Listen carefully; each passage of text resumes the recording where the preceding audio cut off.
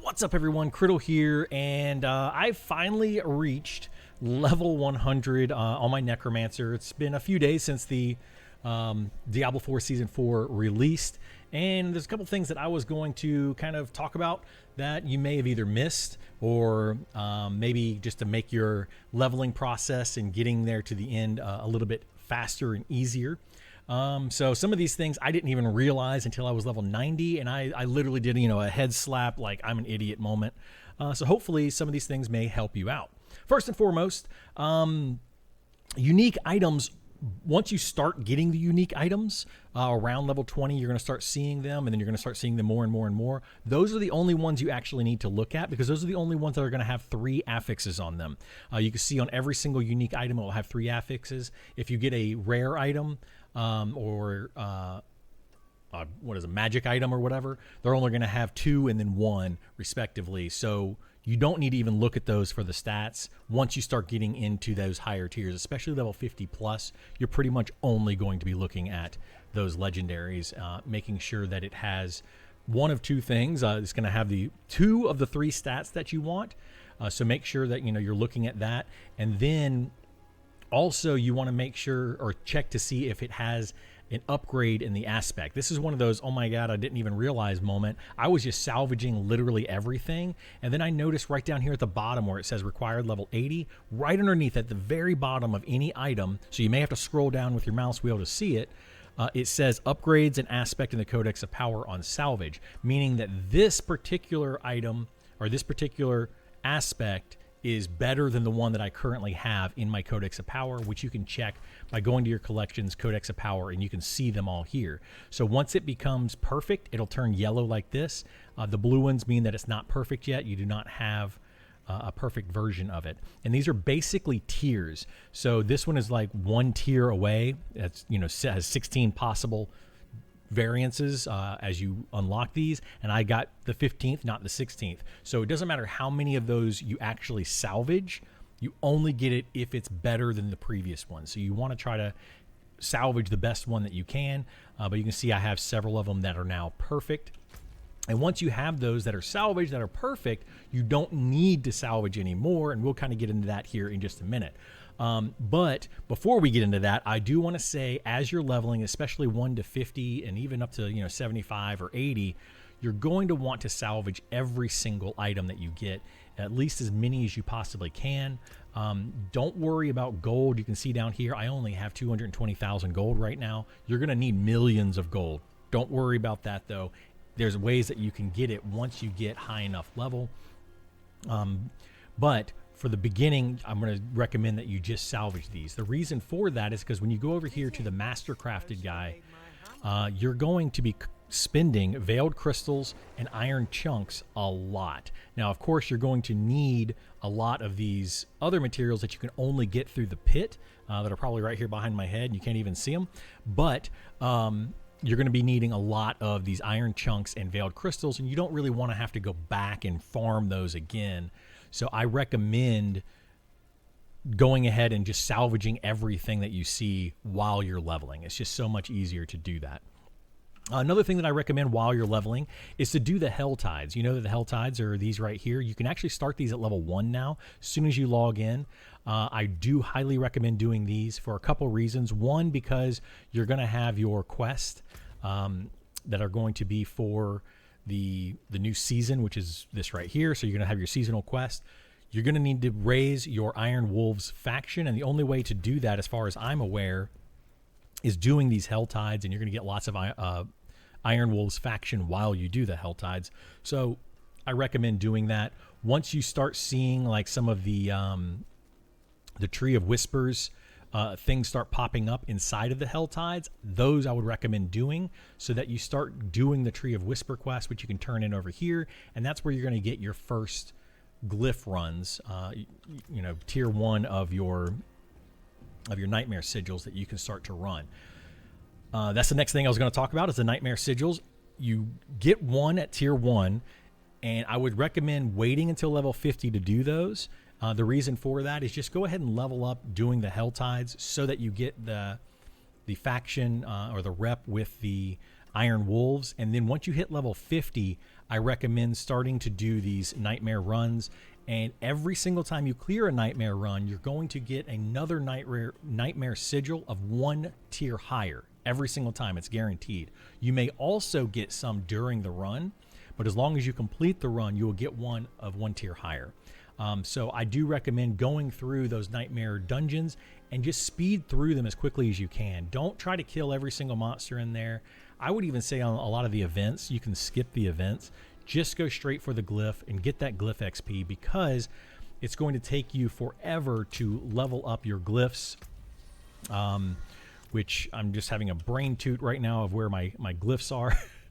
But it's going to take you forever to level up those glyphs. They are over here, Paragon Tree, there we go. So you can see that I have all of mine that I'm using at level 21, and I hit level 100 well before I was able to get level 21 in glyphs. And the only way to level up your glyphs is through nightmare dungeons. So I would recommend just going into nightmare dungeons, doing whatever you need to do to complete the dungeon and get that glyph XP. They did increase the amount of glyph XP, which is nice, but I don't feel like they increased it enough to where as you're leveling, you can just do some nightmare dungeons here and there, you know, and kind of get that glyph XP. You need to focus on that glyph XP and go do those dungeons, and it's kind of tedious, a little bit annoying, and you're going to end up getting tons of XP to level your character in other ways, because you're probably going to have to go back into those hell tides later on once you hit level 100 and do some more of those, because I haven't even maxed out my Iron Wolves faction yet.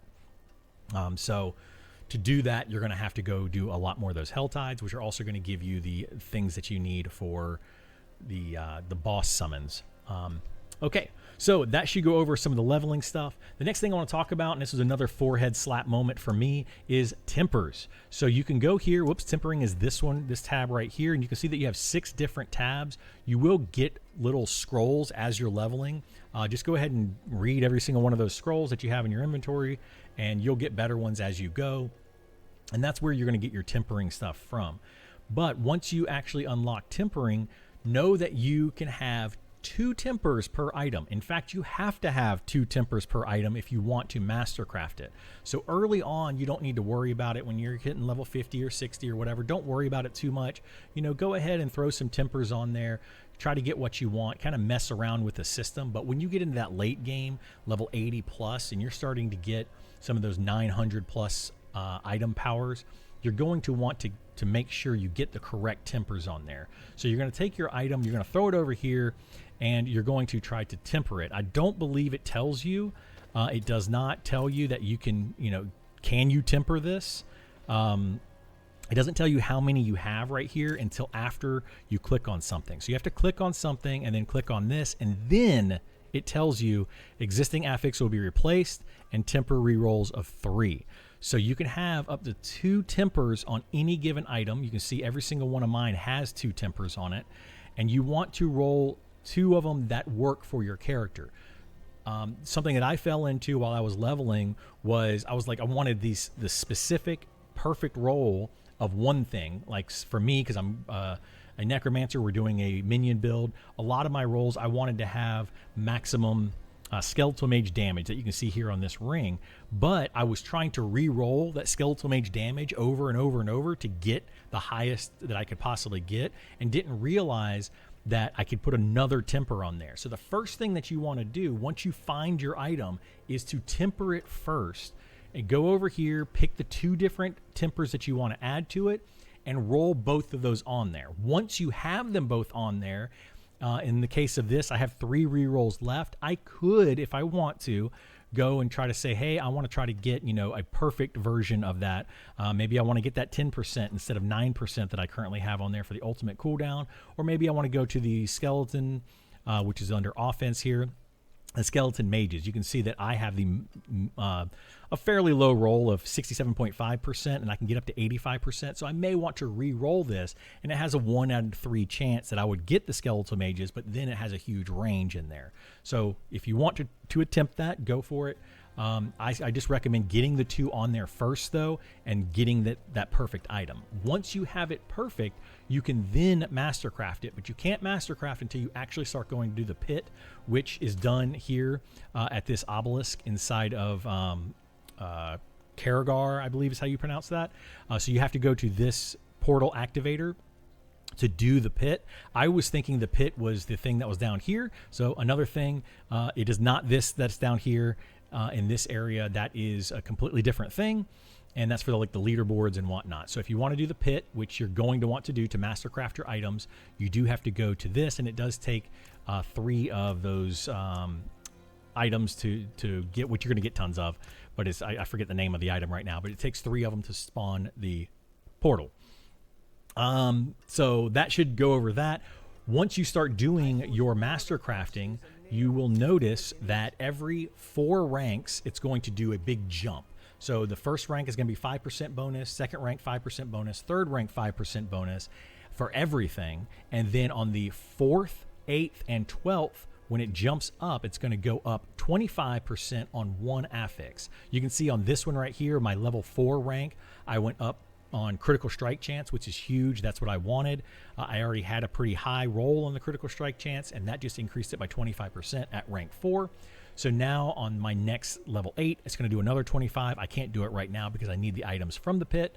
And I also need a lot more gold because I need 1 million gold for it. So we're going to go over how to get some gold here in a minute.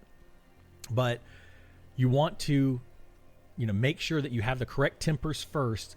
Then I would say the next thing you want to do before you even before you mastercraft is go over here to the occultist and re-roll 1 affix. I did not play this game very much during season 3, and I completely forgot that we could re-roll an affix until I was like level 100. Like seriously, I was level 100, and I'm like, wait a minute, can't we re-roll affixes? Where do I do that?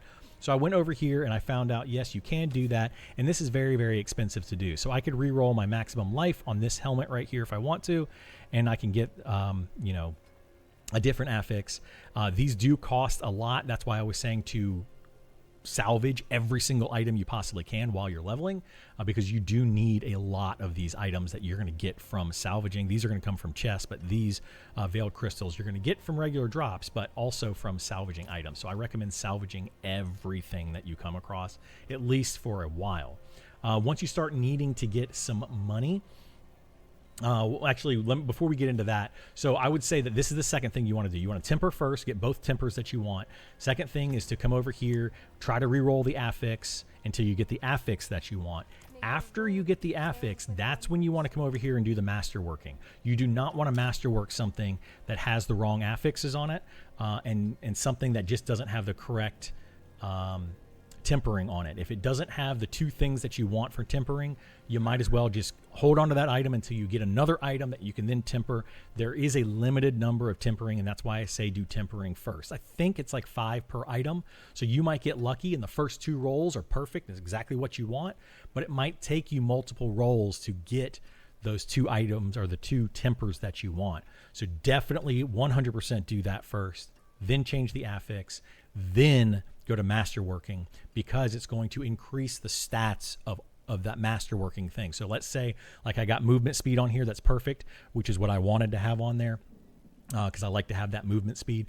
There's a couple other things that I could want, but movement speed is something that I want right now, and I would hate to have to roll that at level 4 and get a bonus to movement speed, and then I'm like, okay, now I'm going to remove movement speed, right? And then I just completely remove that bonus. So definitely get the correct aspects on it first and then masterwork it. And you can see here I'm 7 of 12. 12 is the maximum that you can do, and you get that bonus at 4, 8, and 12. So yeah, those are some things that hopefully will help you out. The last thing I want to talk about is back here on the Hell Tides. This is the best way that I found to farm money, is to go to the Hell Tides and just farm stuff. Specifically, if you can find, I don't see it on here. Let me see if we can teleport down here and see if we can see it. You do the event that's here in the Helltide, and you will absolutely get a ton of gear. What I've noticed is that if you go do these events, I don't see it here either. Maybe it's up here in this area. A lot of people are doing the event that is here, where you turn in 3 of the baleful fragments or whatever they're called. You turn in 3 of those, and people would just sit there and do those events over and over and over and over and over. It looks like a little skull or head with like a broken horn on it. I don't even see it. I don't know where it is. Maybe you have to actually get out into the area, but you can usually see it on the map. It's it's like a head with one horn and then a broken horn. Go to that. It'll be pulsing and have like a circle coming out of it if the event is currently active, and I highly recommend doing that as well. You can get tons of items from that, go back and then sell them. I would say that you want to check this first, make sure that it's not an upgrade to your Codex of Power, and if it is an upgrade, go ahead and salvage that. Otherwise, start selling these, because this is how you're going to get most of your money. You get a full inventory of items, you're going to get tons of money for it. If you get these uniques, ancestral uniques especially sell for quite a bit. As you can see, this one sells for almost 300,000. These are only going to sell for 59 and then 70,000 here. So if you get some ancestral uniques that you don't need, you definitely know you're not going to use, just go ahead and sell them. That's going to be tons of extra money or gold for you, and you will get quite a few. If I go right here, I've got all of these here that I'm probably not going to use any of those. So those are the tips and tricks that I've learned over the course of playing Season 4. This is a fantastic season. I'm having an absolute blast with it. The leveling process is much better. The gear process is so much better. You only have to look, like I said, at the 3 things that are on a unique piece. You can completely ignore anything that's not unique. You can just trash it, do whatever you want with it, sell it, doesn't matter. You only have to look at these, and you only need to see 2 of them that look good, and then you can just re-roll that 3rd one until you get the one that you want. So it's much faster going through the gear.